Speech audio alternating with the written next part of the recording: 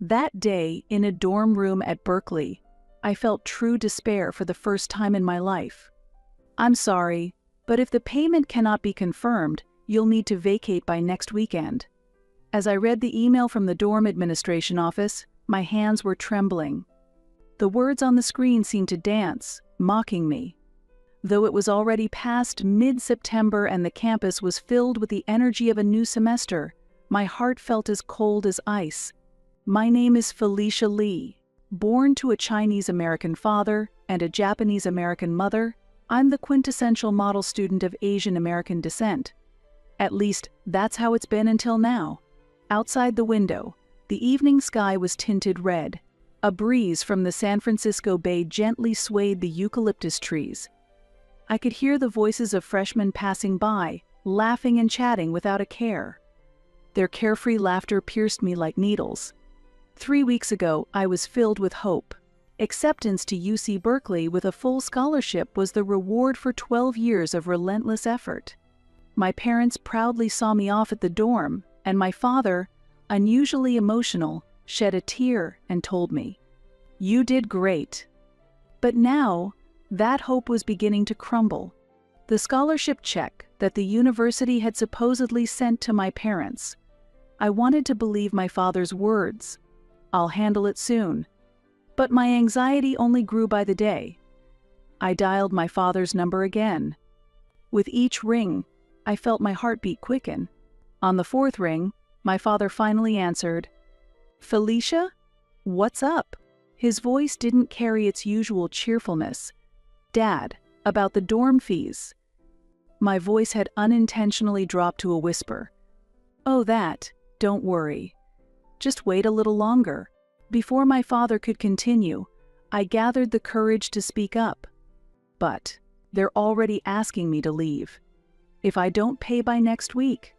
There was a long silence on the other end of the line. Outside the window, the evening sky grew darker and darker. When my father finally spoke, his voice was nothing like the one I knew. "Felicia, there's something I need to tell you." This was the beginning of a conversation that would change my life forever. "I used your scholarship money." My father's voice sounded as if it was coming from far away. My mind went blank, and a ringing began in my ears. "Used? What do you mean?" My voice sounded as if it belonged to someone else. My father let out a long sigh. The explanation that followed was like a nightmare. A layoff, mounting debt, the urgent need to pay rent, and the fact that he had temporarily used my $99,000 scholarship fund. I intended to return it soon. There was a new job opportunity. His words had lost all the conviction they once held. In my mind, memories flashed by like a slideshow. When he suddenly quit his job when I was in elementary school, the abrupt move in middle school, the collection notices that arrived almost monthly during high school, and the intense argument when my sister Hannah left home. It was all connected. Maybe I had deliberately looked away until now. It was. For the family. My father's voice trembled. At that moment, the emotions I had been holding back all burst out at once. "For the family? You ruined my life, and that's for the family." I was surprised by my own raised voice. I had never once raised my voice at my father before. "Felicia, calm down. Your father is." My mother's voice broke in over the phone. She must have been beside him. "Are you defending him too, Mom?" My voice was shaking beyond control. "Your father has worked so hard for all of us. Enough." I hung up. It was my first act of rebellion. A deep silence settled over my dorm room. Outside the window, the sun had completely set, and only the streetlights cast lonely beams of light. On my desk, the computer screen still displayed the eviction notice email. "Classes start tomorrow." There are report deadlines too, but all of that felt like events in a distant world. I collapsed onto my bed and stared at the ceiling, thinking about my life up to this point. The days spent trying to meet my parents' expectations as a model student, not understanding why Hannah chose to leave when she did. Everything was beginning to look different. My phone kept vibrating. It was my father calling, but I no longer had the strength to answer. That night, for the first time, I began to seriously think about what family really meant. Even as the night deepened, I couldn't sleep. Missed calls on my phone had surpassed 30, and messages from my father had exceeded 100. But I couldn't bring myself to open any of them. Around 2 a.m., an unexpected call came in. The name Hannah appeared on the screen. It was the first contact from my sister in 2 years. Without hesitation, I answered. "Felicia, are you okay?" Hannah's voice lacked its usual sharpness. "Hannah, why?" I struggled to hold back my tears. "I heard from Dad." He sounded desperate. Hannah spoke quietly. Then, she began to tell me her own story. An event from 4 years ago, when Hannah was in her second year of college. Dad had secretly opened a credit card in her name, amassing a large debt. As a result, she had no choice but to drop out of college. This is the real reason I left home. There was a painful edge of an old wound in Hannah's voice. "But why didn't you tell me until now?" After a long silence, Hannah replied to my question. "I didn't want to hurt you. And you seem to get along well with Dad and Mom, unlike me." I gave a bitter smile at her words. Get along well? Or had I just been looking away? I don't know what to do. At last, the deep-seated anxiety in my heart found words. "First, you need to protect yourself." Hannah's voice was strong and filled with conviction. "But, Felicia, listen. Loving your family and protecting yourself are two different things. Your father's problems are his problems. You have to live your own life." That night, Hannah gave me practical advice. Consulting the university's financial aid office, applying for emergency assistance, and finding part-time work. And most importantly, the importance of emotional support. Use the counseling services too. I regret not using them back then. We talked until almost dawn. It might have been our first real conversation as sisters. As the sun began to rise, I had made up my mind. I deleted all the missed calls and messages from my father without reading them.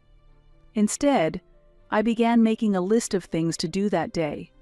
Scheduling an appointment with the financial aid office, applying for counseling services, checking campus job listings, adjusting my class schedule.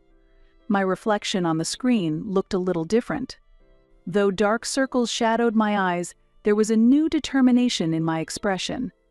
Arriving 30 minutes early for my appointment, I sat on the hard hallway chair and reviewed my documents. "Felicia, please come in." Mr. George was a kindly-looking man in his mid-50s. Suppressing the tremble in my voice, I began explaining my situation. The misappropriation of my scholarship by my father, the eviction notice from the dorm, and my current predicament. As I spoke, I felt my voice falter more than once. He listened intently to my story. In his gaze, I sensed not only sympathy but also a deep understanding. "Unfortunately, cases like this aren't uncommon," he said quietly. "Not uncommon." "Yes, especially as a form of financial abuse." I caught my breath at those words. Abuse. That word had never once crossed my mind before. But my father said it was for the family. "Felicia." He spoke gently, but firmly. "Using funds intended for your future without your consent cannot be justified under any circumstances. This is clearly financial abuse." At that moment, I felt something crumble inside me. The persona of the understanding daughter I had struggled to maintain shattered with an audible break. Then, what should I do? First, let me explain the legal options available to you. He pulled out a series of documents. You could report this to the police. This essentially constitutes fraud. I quickly shook my head. I can't do that." He nodded in understanding. "Many students say the same." "In that case, let's look at other options." For the next hour, we discussed various support programs. emergency student aid funds, temporary scholarships, campus work programs. There were more possibilities than I had imagined. However, he added, to receive these forms of support, there is one condition. A condition? Yes, you will need to regularly utilize the university's counseling services. In situations like this, I believe that mental support is essential. His words left me feeling a bit hesitant. Counseling. I had always held a bias, thinking it was only for people with problems. But recalling what I had experienced in the past 24 hours, I felt I could no longer afford to hold on to that prejudice. All right. I nodded slightly. As I left the office, I felt as if a weight had been lifted from my shoulders. There was no concrete solution yet, but at least I felt reassured that I wasn't alone. My footsteps echoed loudly in the hallway. The waiting room of the counseling center was surprisingly comfortable. Soft-colored walls, potted plants, and afternoon light streaming in through the windows. Felicia, thank you for waiting. Dr. Park, a Korean-American woman in her late 30s, greeted me with a warm smile. Her office had a large bookshelf and a comfortable-looking sofa. So, where would you like to start today? There was a calming quality to her voice. Honestly, I'm not sure where to begin. I continued, searching for the right words. My father using up my scholarship? My mother's attitude?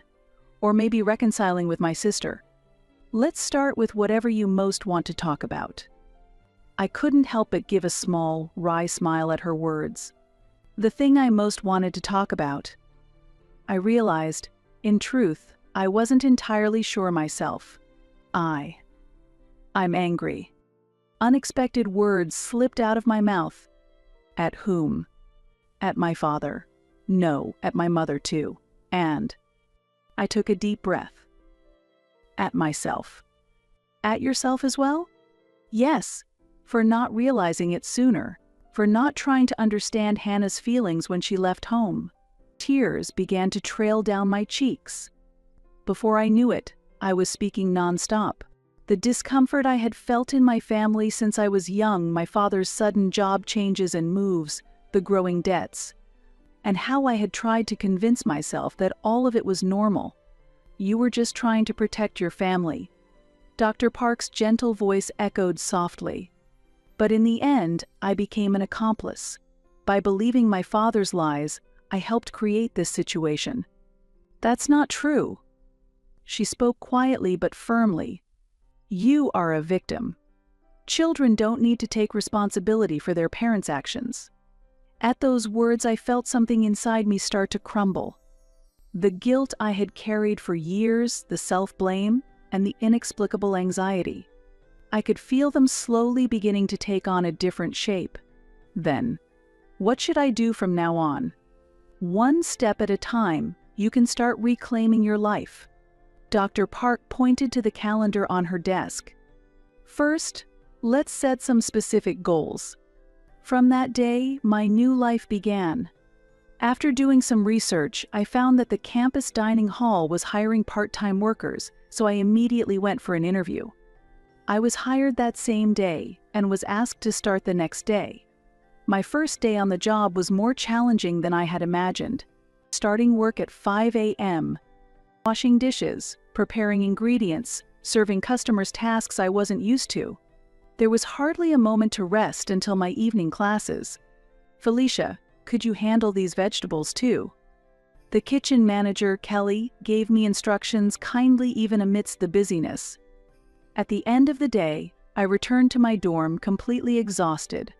My hands were pruned, my arms felt heavy, and my legs were like lead. Yet, strangely enough, my heart felt a bit lighter. I started something on my own. That small sense of accomplishment was what kept me going. Meeting Julie, who worked the same shift, also became a major turning point. She was a 35-year-old single mother studying in the evening program while raising 2 children. Felicia, would you mind if I listened to your story? During a break one day, she asked me that. Though hesitant, I shared the events of the past few weeks. My father's betrayal, my mother's attitude, and my current struggles. I've been through something similar. Julie spoke quietly. My ex-husband used up my savings, and there was a time we almost ended up on the streets with my kids. Her experience gave me a new perspective. She had overcome her crisis and built a new life. That became a source of great hope for me. Meanwhile, the pressure from my father continued. I was deleting his emails and calls without reading them, but now he started reaching out through relatives. Your father is hinting at suicide. My hands shook as I read the message from my aunt. Panicking, I contacted Hannah, who responded calmly. This is another one of his usual tactics. He did the same with me. Don't fall for his emotional manipulation. I also discussed this matter in my counseling sessions. You are not responsible for your father's life. Dr. Park's words left a deep impression on my heart. One evening, an unexpected visitor arrived. It was my mother. When I saw her standing outside the dining hall where I worked, like a small shadow, I could hardly believe my eyes. Her usually neat appearance was a bit disheveled, and her complexion was pale. Felicia, can we talk for a moment? Her voice was faint and trembling. After my shift ended, we sat on a bench on campus. The cold October wind carried the silence between us. Your father. She began to speak, carefully choosing her words. His mental state is deteriorating. It was an unexpected revelation. She explained that he was being hounded by debt collectors, unable to sleep at night, and that his guilt over what he'd done to me had plunged him into deep depression. That's why he wants to see you. You want me to let him apologize? My voice turned cold without thinking. My mother shook her head slightly. No, I wanted to apologize. Her unexpected words made me look at her face. I've always followed your father's lead, and I couldn't protect you both. I lost Hannah, and now, I might be losing you too. Tears began to spill from my mother's eyes. I've also started going to counseling. I learned the term, codependency. At that moment, my mother looked different. She was not just the perfect wife and mother she had tried so hard to be, she was a woman who had suffered. But it might be too late. She took a piece of paper out of her handbag. I'm considering a divorce. Her confession brought a flood of complex emotions. Relief, anxiety, and hope. My mother was finally trying to reclaim her own life. I felt a quiet sense of awe at her courage. It's not too late. I surprised myself with the words that slipped out. It's never too late to start. My mother smiled through her tears. In her expression, I saw a light I hadn't seen in years. A week after my conversation with my mother, my phone rang. It was an unknown number, but I felt a strange sense of foreboding and answered. Is this Felicia? This is Central Hospital. It was news that my father had been rushed to the hospital. A suicide attempt due to an overdose. When I arrived at the hospital, my mother and Hannah were already waiting in the lobby. I was a bit surprised to see Hannah. She had completely cut ties with our father. I felt I needed to be here, she said quietly. We received an explanation from the doctor in front of the ICU. While my father's condition was stable, he would require treatment in a psychiatric ward. Then, a surprising fact was revealed. My father had been diagnosed with bipolar disorder several years ago.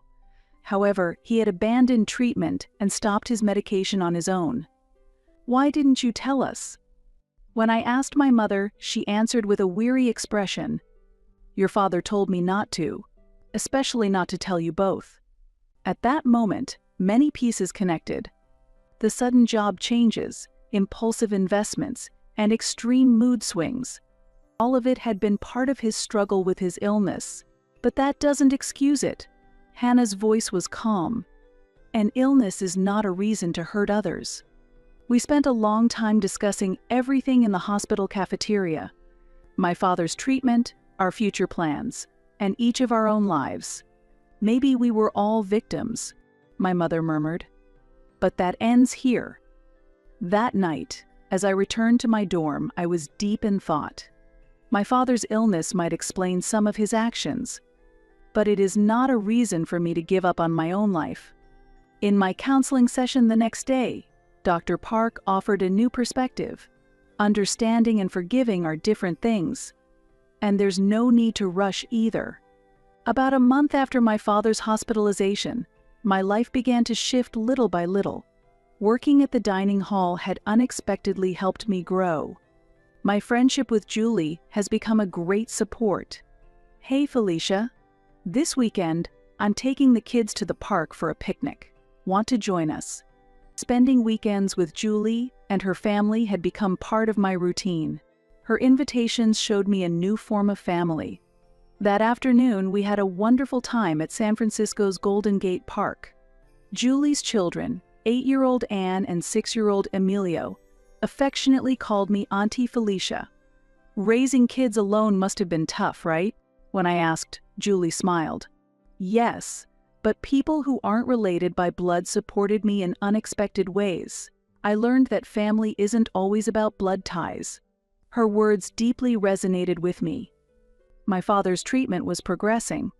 He was participating in a comprehensive program combining medication for bipolar disorder with psychotherapy, and he seemed to be gradually stabilizing. Would you come to visit me? As I looked at my father's message, I pondered for a long time. When I consulted Hannah, she made an unexpected suggestion. Let's go together. In the hospital's visiting room, we faced each other as a family for the first time in 3 years. My father looked surprisingly small. I'm so sorry to both of you. His voice had lost the authority it once held. I've done something I can't take back, especially to you, Hannah. Dad. Hannah spoke quietly. We're not going to talk about what happened back then. What matters is what we do from here on. Those words hinted at the beginning of a new relationship, neither blame nor forgiveness. As the winter term began, new changes were unfolding in my life. Through the university's financial aid office, I was hired as an intern for a financial literacy education program. It's a 15-hour-per-week job where I provide financial education to other students. Your experience will be incredibly valuable, George said, recommending me for the position. My mother moved into a new apartment and started a part-time job. One day, she spoke to me with excitement. I've decided to take an evening accounting course starting next week. The divorce process was also underway, but she now appeared calmer and more peaceful than before. After his discharge, my father began living in a small group home. He's gradually trying to regain his daily life, continuing with regular checkups and medication management. I've created a debt repayment plan, he explained to us with a sincere expression. It will take time, but I'll pay back every penny. Hannah had begun establishing a support organization for victims of financial abuse. I've started to get involved little by little in her work. This is something only we can do, she said, encouraging me. And there was an unexpected encounter as well. I met Thomas, a fellow from the financial literacy program. He, too, grew up in a family with a father struggling with alcoholism.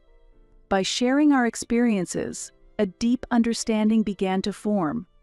Don't give up on loving someone just because you're afraid of getting hurt. His words resonate deeply within me. In my sessions with Dr. Park, I am working on new challenges. Accepting the past and creating the future are processes that happen simultaneously. As spring approached, a new atmosphere started to flow through the campus. The experiences from my internship revealed new possibilities to me. My interactions with students facing financial difficulties held a profound significance. Your story truly resonates with me, Felicia. When a student told me this, I felt how my experiences could be of help to others. My relationship with Thomas also deepened. Our time together gave me a chance to re-evaluate family issues. You've become stronger. After finishing our study session at the library, as we walked across campus at dusk, Thomas said this: more than becoming stronger. I searched for the right words. Maybe I'm finally able to be myself. Around that time, My father started attending group therapy sessions regularly and was gradually showing changes. "I've been running away from facing my illness," he confessed quietly. "But in doing so, I ended up hurting the people I cared about." My mother completed her accounting course and began working part-time at a small accounting office. "For the first time, I feel like I'm living my own life." There was a new sparkle in her eyes. Hannah's support organization was gradually expanding. "On weekends, I have started working as an advisor as well. Our experiences can become someone's hope." Hannah's words held a sense of certainty. One day, 6 months before graduation, something unexpected happened. "Felicia, do you have a moment?" George from the financial aid office called me in, which was unusual. "A major investment bank on Wall Street has inquired about hiring you. They seem to highly value your accomplishments in the financial literacy education program." That news opened a new door to my future. But it also presented me with a big decision. Hannah's organization was planning to open a branch in New York, and she had invited me to join her. "What do you think I should do?" When I consulted Thomas, he answered quietly, "I think your heart has already decided." Indeed, my answer was becoming clear within me. Gaining experience at the investment bank while continuing to work with Hannah's organization. This might be my way of atonement. My mother supported my decision. "It's your life. You don't need to make decisions for anyone else." I spoke with my father in the hospital garden. "I'm going to New York." After a long silence, he replied, "I want you to be happy." In those words, there was a mix of regret and hope. The preparations for my new life are steadily progressing. A year has passed since I started my new life in New York. My job at the investment bank has been more fulfilling than I anticipated. Working on projects in the microfinance department to support people facing financial difficulties holds a profound significance for me. "Felicia, could you lead the next project?" The trust from my manager, Brandon, has been steadily growing.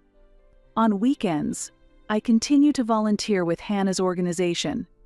The New York branch has been more successful than expected, with a continuous flow of people in need of support. "I'm so glad you're here." "One day," Hannah murmured quietly, "I couldn't have done this alone. I have monthly video calls with my father. His condition has stabilized, and he has started working at a small accounting office. I'm learning to appreciate each day," he said with a calmness that was once absent. "My mother is still studying to obtain her accountant's certification." "It's never too late, is it?" she says proudly. Thomas also left his job in San Francisco and moved to New York. "I want to be by your side."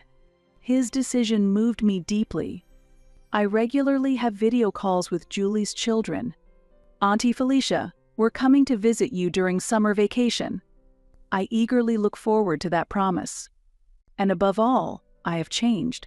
The scars of the past may not have fully healed. However, I have gained the strength to move forward while carrying them. We can't change the past, but the future is in our hands. That phrase I learned in counseling continues to guide me.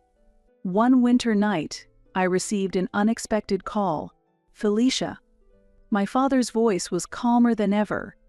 "I've decided. I want to write a book about bipolar disorder and financial abuse. I want my experience to serve as a lesson for others." His proposal made me think deeply.